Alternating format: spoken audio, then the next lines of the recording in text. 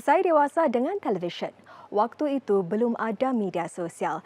Justru antara saluran TV kegemaran saya ialah Suria. Dan ditakdirkan pula saya kini menerbitkan rancangan berita dan ehwal semasa untuk Suria. Tahun ini Suria berusia 25 tahun. Sepanjang kewujudannya, ramai personaliti tanah air yang dewasa bersama Suria. Ada juga yang mengembangkan sayapnya ke negara jiran. Sempena Jubli Perak Suria, saya bertemu dengan beberapa ikon Suria yang menyinari hidup anda.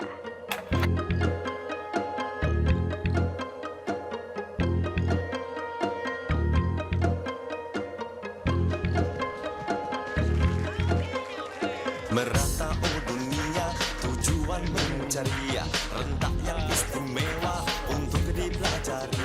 Sungguh ku suka cita bila ku dapati rentak yang ku mencari adanya di sini. Rembak,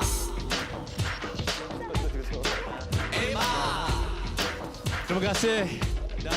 rembak,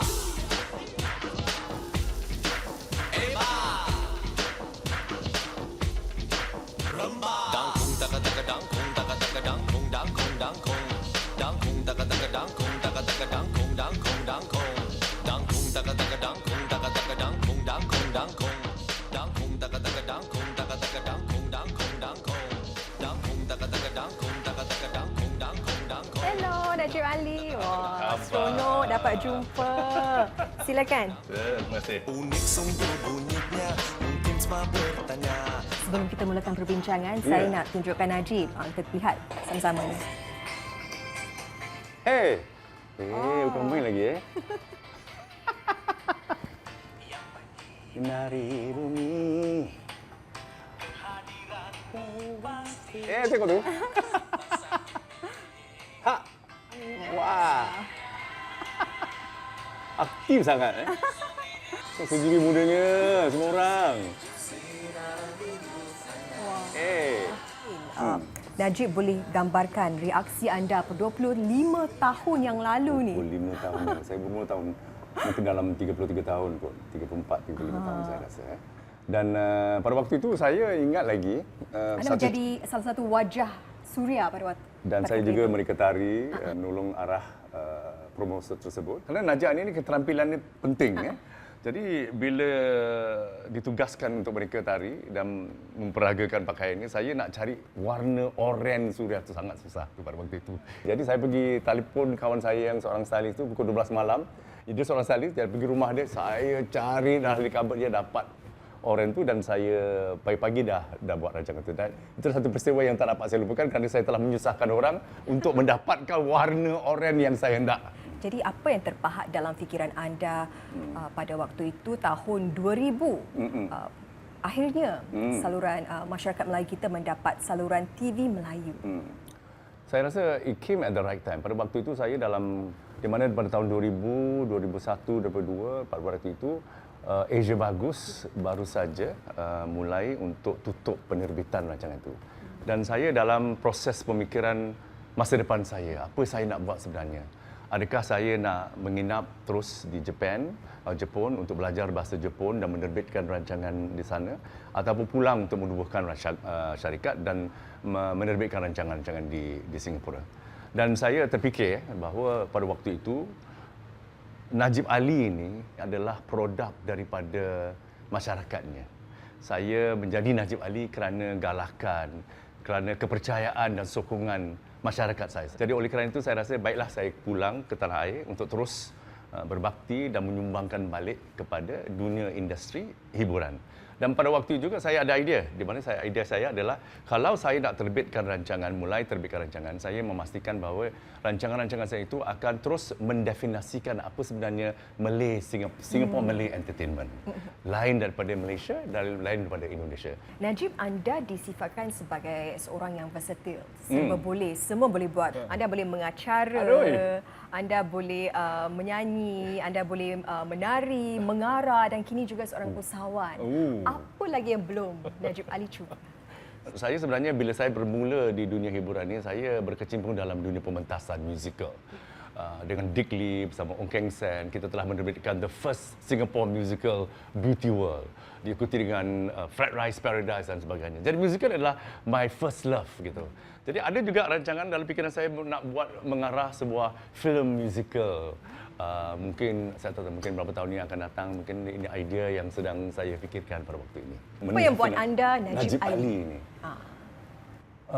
Mungkin dari kecil dulu sifat curiosity saya, ingin tahu. Ya. Satu, ada dah keluar. Mungkin kedua ada sifat kebolehsuaian saya, adaptability saya. Ya. Dalam mana pun anda letak saya akan adapt. Saya akan cari jalan untuk menyesuaikan diri saya pada saat itu, pada kelompok mana pun. Adaptability inilah sangat penting dalam, lagi-lagi pada waktu ini saya rasa. Terutama sekali dalam dunia media juga dunia yang media. Melalui evolusi, perubahan. Bercakap tentang penyesuaian, perubahan. Sudah dari tahun 2000, sekarang tahun 2025. Wow. Dari kacamata Najib Ali sendiri, apa yang Najib lihat evolusi televisyen Melayu ni? Saya rasa segalanya telah berubah apabila kedatangan kemunculan teknologi yang baru dan canggih. Dengan adanya fenomena media sosial, semuanya dah bertukar. Tabiat kita menonton, dulu kita ada appointment viewing. Hari Selasa, 8.30 malam ataupun Sabtu, 7.30 malam kita datang untuk menonton. Tapi sekarang berita tidak. 8 malam. Ya, berita 8 malam. Detik pukul berapa tak tahu. Jadi itu menjadi kita punya tontonan. Kehendak kita, kemahuan kita nak pergi sana. Tapi sekarang dah bertukar. Kita tak tahu di manakah sebenarnya. Sekarang tabiat mereka menonton di mana, bila masa, itu semua dah bertukar. Jadi bagi saya sebagai penerbit juga telah mencabar keadaan sedemikian. Jadi bagi saya apa yang telah saya lakukan sekarang kita lihat adalah bagaimana sebagai seorang penerbit cabarannya adalah siapakah sebenarnya penonton saya. Siapa my target audience tu siapa. Dan itu satu. Dan lepas tu bagaimana kita nak memancing mereka untuk sekarang untuk menonton kita pula. Kerana perhatian adalah komoditi yang paling berharga pada saat ini. Jadi itu menjadi tugas yang paling kompleks sekarang ini. Kalau dulu kita ada penyanyi terkenal atau seorang personality yang tersohor, akan jadi hook, akan menjadi ratingsnya ada. Tapi sekarang juga dating tidak memainkan peranan, tapi untuk mendapatkan dating tu kita harus mengetahui data-data, algoritma, pemasaran bagaimana. Ini satu yang sangat asing bagi saya tapi exciting bagi saya juga.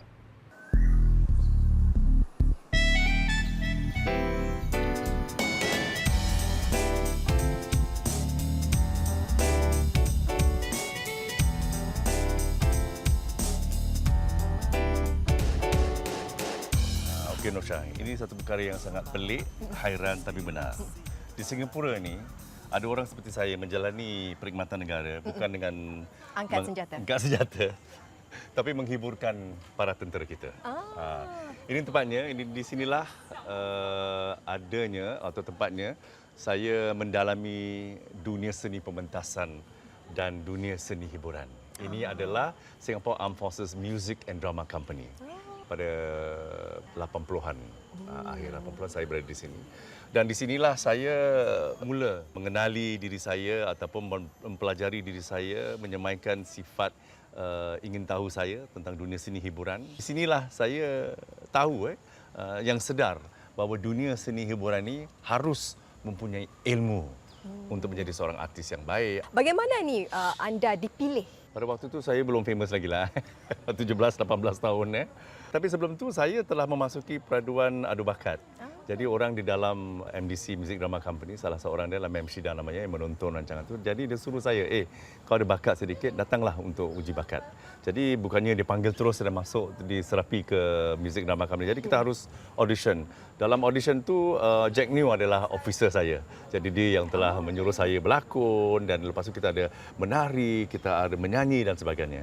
Dan kita dalam uji bakat tu tak tentunya kerana masih lagi nak buat BMT, Basic Military Training. Selepas basic military itulah saya telah dipanggil ke Music Drama Company. Kita juga belayar. Kita telah pergi ke Taiwan, pergi ke Brunei untuk menghiburkan para tentera kita. Itu kerja saya. Bagus Hey, teman. Wah, Nosha, macam-macam memory kembali kepada fikiran saya sekarang. Di sini adalah lapangan. Pagi-pagi kita berada di sini untuk berbaris. Setelah kita menambil nama-nama kita, jadi kita mulakan aktiviti kita di studio, music studio di situ, tarian di situ, kostum di situ dan sebagainya. Dan bila kita salah dalam praktis dan kita kena denda. Dendanya matahari ni terik ni kadang-kadang pagi kita belajarlah ke joget di sini. Belajar kita punya exercise semua jadi sini. Kalau okey kita masuk dalam ada aircon. Taklah seteruk orang-orang pegang senapang ya, seronok sekali. Dan walaupun kecil, tapi saya rasa apa yang saya dapati dari tempat ini sangat-sangat berharga. Terima kasih semua agar kau terhibur. Terima kasih semua.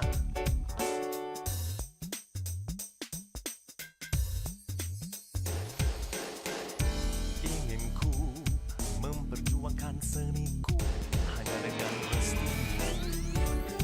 Wahai teman, aku akan kena segala jasamu setulus hatiku.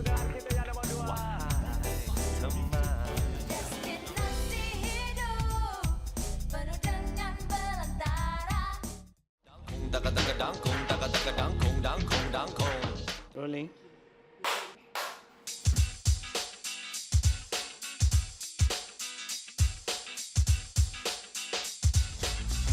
Okey, Nurza. Inilah sejarah hidup saya. Kita bermula dengan adu bakat Super Akhir 82. Saya belum lahir lagi. Ya ke? Wah, Lepas legend. tu, ini adalah saya punya penglibatan di Music Drama Company dan beberapa foto-foto di Asia Bagus dulu. Di Asia Bagus kita ada membuat satu boneka. Ini satu ni dulu $500 tau. Wow. Untuk peminat-peminat Indonesia, orang Jepun. Dan yang lucunya, saya ingat lagi bila saya melancarkan album unik ni, ramai daripada orang penonton adalah orang Jepun. Mereka tak faham apa dangkong lah, dangkong, gelik semua. Semua menyanyi tapi semua nyanyi gelik semua gelik tapi tak tahu sama ada mereka tahu maksudnya ke tidak. Bila saya memperkenalkan orang Melayu Singapura atau lagu-lagu Melayu kepada orang-orang Jepun ya. Dan Najib, ini merupakan hazanah-hazanah lama anda, sejarah lama anda dan kini anda pengarah, anda menerbitkan, anda juga merupakan seorang usahawan. Kenapa mahu membuka syarikat penerbitan sendiri ni? Kalau dilihat dari sini, Najib Ali ni dia nak berbagai-bagai, macam-macam dia nak buat. Jadi saya perlukan seseorang penerbit yang punya skill set yang lain daripada saya untuk memberikan rangka untuk saya bekerja, untuk memastikan bahawa ada sistem untuk mencapai matlamat saya. Apa bezanya menjadi seorang insan yang berkarya dengan menjadi seorang usahawan dalam penerbitan ni? Walaupun orang panggil saya usahawan, tapi saya melihat diri saya sebagai tetap orang yang kreatif. Ya, saya will look at the bigger picture. Bigger picture itu penting bukan kerana Syok sendiri, kerana bigger picture itu apakah objektif saya, visi dan misi saya dalam satu production yang saya buat. Ini dari mana anda dapat ilham ataupun apa yang memotivasikan Najib Ali hingga hari ini? Segala yang saya lakukan ni saya lihat sebagai amanah. Ya. Kerana Suria hanya satu. Satu lagi saya suka sekali, motivasi saya adalah mengetahui apa yang sedang berlaku dalam fikiran anak-anak muda kita. Sebenarnya saya menggunakan pengalaman saya mengharapkan dengan adanya anak-anak muda yang lebih canggih, lebih bertauliah tentang teknologi, dalam kedua-dua dunia ni bila kita bergabung ni apa akan terjadi saya rasa. Itu belum lagi saya pastikan dan ini yang membuat saya sangat teruja untuk terus berkarya di dunia seni hiburan ini. Dalam banyak gambar, terperasan gambar yang ini. Anda bersama dengan Naomi Campbell. Oh, ini adalah pembukaan sebuah fashion cafe di Indonesia. Dan Naomi, Claudia Schiffer dan Najib Ali telah dijemput untuk membuka launch level-level antarabangsa. Dan ini cakap pasal fashion ni, kalau cakap pasal Najib, mesti tahu Najib ada fashion yang unik.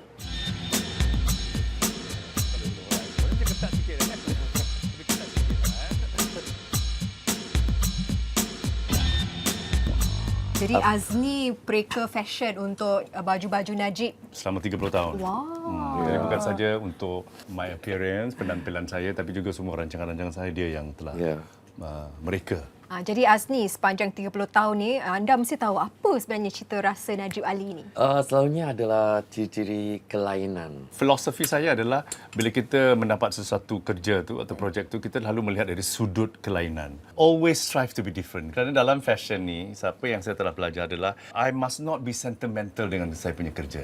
Itu filosofinya adalah let's move on, like make the future better by developing the past always. And saya suka dengan filosofi tersebut. It's not here.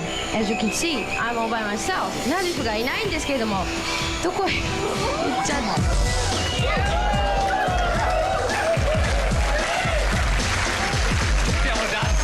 もうやだ、いつもこういうのばっかり来てくるから。What happened to your outfit?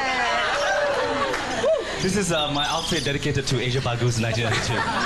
Saya sebenarnya membesar menyaksikan Najib Ali rancangan Asia Bagus. Bagaimana bakat anda dikesan untuk menjadi pengacara Asia Bagus ni? Tahunnya 1993. Wah. Saya dulu sangat aktif dengan dalam dunia muzik, underground music Singapura, clubbing music dan sebagainya. Dan pada waktu itu Zouk baru buka dan di situlah saya telah belajar mendengar muzik, apresiasi house music, techno music dan sebagainya. Asia Bagus, and right now I'm going to sound for all of you here and at home. Dan pada waktu itu orang daripada Jepun, produser-produser Asia Bagus sedang dia menjelajah ke Asia untuk mencari host untuk Asia Bagus. Dan mereka telah melihat saya dan telah nampak saya. Saya cakap, panggil budak tu, kita interview dia. Dan pada waktu yang lucunya, saya telah ke menu ramah dan ada dalam 5 orang di situ, semuanya wah, orang-orang besar Fuji Television. Dan saya datang dan soalannya pada saya adalah, siapakah mereka fashion terkenal yang anda suka pada waktu itu? Dia tanya pada saya. Dan saya tanyalah Jean-Paul Gaultier, saya suka Biake, saya suka dan sebagainya. Dan dia kata, okay, you got the job. Satu soalan saja tentang siapa mereka fashion yang saya suka, ataupun mungkin saya tak tahu kenapa begitu, dia tak tanya lain daripada lain. Mungkin saya dah lihat keupayaan saya, cara saya mengacara mungkin, dan itulah satu soalan. Bagaimana anda mengaplikasikan pengajaran di Jepun tu ke Singapura? Saya bekerja dengan Fuji Television selama 10 tahun. Dan satu perkara yang saya hormat sangat tentang orang Jepun ni, mereka sangat menghargai dan menghormati pembikinan seni. Segala seni. Dan satu perkara filosofi yang saya suka adalah mereka percaya bahawa mereka percaya kepada, or the champion the idea of culture of interpretation rather than culture of imitation. Tapi mereka tahu jati diri mereka. Budaya interpretasi ini saya aplikasikan di Singapura sendiri saya. Jati diri sebagai seorang anak Singapura. Sensibility saya sebagai seorang anak Singapura dan sensitivity saya sebagai seorang anak Melayu Singapura. Itu tidak harus kita lupa, saya rasa. Dan itulah ciri-ciri yang telah saya belajar dan sampai sini saya praktiskannya. Ini bercakap tentang Najib. Ada satu lagi Najib, iaitu Najib di seberang tambak. Jadi mungkin Najib boleh kongsi tentang kejadian tersebut. Apa antara pengajarannya? Memang banyak pengajaran di situ. Di sosial media ni pada waktu itu sangat baru untuk saya. Saya tak tahu bagaimana untuk reaksi saya tu saya sangat bingung. Tapi pengajaran yang utama yang telah saya belajar di situ pada waktu itu adalah jangan cepat melatah. Saya rasa bila kita berdepan dengan kontroversi di sosial media ini. Susulan daripada kontroversi tersebut, adakah ia menjejas sikit sebanyak penglibatan anda di Malaysia? Ni kira ada rasa serik sikit tak? Pada waktu itu saya menjadi juri kepada Maharaja Lawak di Malaysia, sebuah rancangan sangat terkenal. Dan saya ada suatu waktu itu kerana isu tersebut saya telah di-ban untuk masuk ke Malaysia selama mungkin 2 tahun ke 3 tahun. Sedih sedikit, tapi tak serik kerana setelah 3 tahun, 2 tahun setengah, Maharaja Lawak kembali lagi dan saya telah diundang lagi. Dan saya sangat gembira pada waktu itu kerana bila saya datang di situ, sambutan yang saya terima oleh para penonton Maharaja Lawak was very good, right? Diorang bertepuk tangan, ada berteriak, ada pelikat Najib Ali dan sebagainya, welcome back dan sebagainya. Itu saya rasa sangat teruja dan very grateful untuk kembali ke rancangan tersebut. Malam yang ceria. Najib Ali. Surya, terima kasih. MD, terima kasih kerana telah memberikan saya peluang dan amanah untuk saya ini. Terima kasih. Najib Ali! Terima kasih kerana siapalah saya tanpa kalian semua. Terima kasih. titis kasih suci semai jiwa. Dangkung taka taka dangkung taka taka dangkung dangkung dangkung dangkung taka taka dangkung taka taka dangkung dangkung dangkung dangkung taka taka dangkung taka taka dangkung dangkung dangkung dangkung taka taka dangkung taka taka dangkung dangkung dangkung. Anda banyak sekali rancangan-rancangan penerbitan anda. Mana satu rancangan yang paling memberi kesan ataupun paling puas hati bagi anda? Suatu yang sangat rumit mungkin saya dan mengambil masa untuk menerbitkan adalah sebuah rancangan hiburan tapi dipanggil Kepak Bimbing. Itu adalah pencapaian yang besar bagi saya kerana ia merupakan sebuah rancangan di mana saya ditugaskan untuk menerbitkan rancangan yang mempunyai isu-isu berat seperti perkahwinan, perceraian, soal wang, soal mak mertua dan sebagainya. Jadi bagaimana kita nak lakukan ini untuk balance the issue of entertainment dengan sesuatu yang Message ada yang pembelajaran dan mesejnya itu. Jadi itu satu tugas yang sangat. Najib, dengan pengalaman anda yang cukup luas, anda tentu saja boleh mengukir nama di luar negara, terutama sekali di Jepun. Kenapa mahu kembali ke Singapura ni? Pernah rasa menyesal tak? Saya tak menyesal di Singapura ni kerana kerja-kerja saya lebih bermakna. Kerana dalam kehidupan ni kalau kita nak membuat sesuatu tu kita harus, apa yang kita lakukan tu harus connect, relevant dan align dengan masyarakat. Di Jepun mungkin orang tak tahu siapa saya, tidak ada makna bagi saya. Saya adalah seorang novelty. Bagi sini saya rasa berbakti, saya menyumbang sesuatu kepada masyarakat. Saya di sini bukan nak menjadi seorang legend ataupun ikon ataupun role model. Saya nak jadi seorang yang dikatakan point of reference, titik rujukan.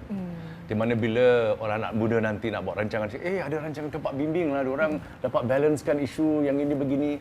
Ada rancangan talk show Najib Ali lah, Puit Tertarik, ada rancangan kaki nyanyi lah, ada berani nyanyi. Jadi bila saya menjadi titik rujukan dalam dunia popular culture ini, saya gembira. Kerana saya telah berjaya untuk menjadi bahan untuk mereka meneruskan kerja-kerja seni mereka. Najib, dalam syarikat anda juga menubuhkan Unik. Adakah Unik ini salah satu pencarian Najib Ali, prodigi Najib Ali? Bagi saya, every generation creates their own tradition. Setiap generasi mencorak budaya mereka sendiri. Jadi Najib Ali 1.0 ni telah mencorak budaya TV mereka, budaya TV, budaya pementasannya, stylenya dan sebagainya. I don't think there will be the next Najib Ali. Kerana pengalaman dan pengaruh anak-anak sekarang pun lain. Teknologi memainkan peranan yang penting sekali. Apakah pengaruh daripada TikTok, apakah pengaruh daripada Instagram sekarang ini. Jadi saya ingin sekali melihat perkembangan tersebut. Bercakap tentang dunia hiburan, Singapura ni kecil berbanding dengan negeri luar. Jadi mampu tak bakat-bakat di Singapura ni menembusi pasaran serantau, pasaran antarabangsa? Apa ciri-ciri yang diperlukan agar mereka dapat bertakat hingga ke tahap itu seperti Najib Ali sendiri? Kita dah lihat kenyataannya bahawa ramai daripada bakat-bakat kita yang aktor dan sebagainya telah berada di Malaysia dan mereka berjaya di Malaysia. Dan bila saya berbual dengan penerbit terkenal di Malaysia, saya tanya kenapa awak suka bekerja dengan aktor ataupun pelakon-pelakon Singapura. Mereka mengatakan bahawa pelakon-pelakon Singapura ini mempunyai disiplin yang sangat kuat. Kedua adalah kita harus mempunyai prinsip. Prinsip itu segala yang saya lakukan adalah melalui semangat atau passion. Tapi passion tu kadang-kadang api passion tu boleh pudar. Jadi kalau kita nak membakar terus, passion is not enough. Kita masih ada visi. Jadi visi inilah saya rasa mereka yang ingin keluar ke negara lain dan mereka haruslah punya visi dan juga disiplin untuk memastikan memenuhi cita-cita mereka. 30 tahun saya punya visi lain. Jadi setiap fasa hidup itu kita reinvent ourselves. Ya, this reinvention itu adalah penting. Ya. Baiklah, terima kasih Najib Ali atas perkongsian anda. Saya juga sebagai karyawan media cukup bersemangat apabila mendengar kata-kata Najib Ali. Baiklah, ayo kita bergambar. Merantau dunia, tujuan mencari rentak yang istimewa untuk dipelajari. Sungguh ku suka cita bila ku dapati rentak yang ku mencari adanya di sini. Rembang.